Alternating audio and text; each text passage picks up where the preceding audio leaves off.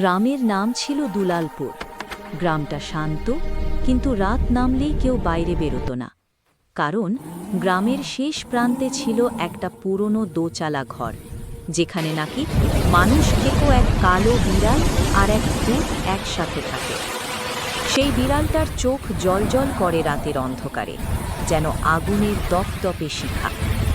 লোকজন বলে ওটা আসলে বিড়াল না, ওটা এক ডাইনির আত্মা, যে নিজের রূপ বদলে মানুষের রক্ত খায়। এক রাতে গ্রামের রাখাল বাবলু তার ছাগল নিয়ে ফিরছিল জঙ্গল পথ ধরে।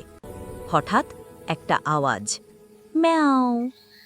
ছাগলগুলো হঠাৎ থেমে গেল। বাবলু টর্চ জ্বালাতেই দেখে সামনে একটা বড় কালো বিড়াল, যার মুখে রক্ত লেগে আছে, আর পাশে পড়ে আছে একটা অদ্ভুত ছায়া, মানে একটা অর্ধেক খাওয়া ছাগল। বাবলু ভয় পেয়ে ছুটে পালাতে যায়, কিন্তু পেছন থেকে কেউ তার নাম ধরে, বাবলু, ছাগলটা আমায় রেখে গেছো কেন? সে ফিরে দেখে এক দীর্ঘ চুলওয়ালা নারী ভূত, যার চোখ ফাঁকা, মুখ ছিঁড়ে গেছে, আর কোলে সেই রক্তমাখা বিড়ালটা।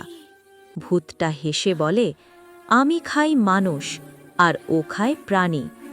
আজ তুমি আমাদের ডিনার।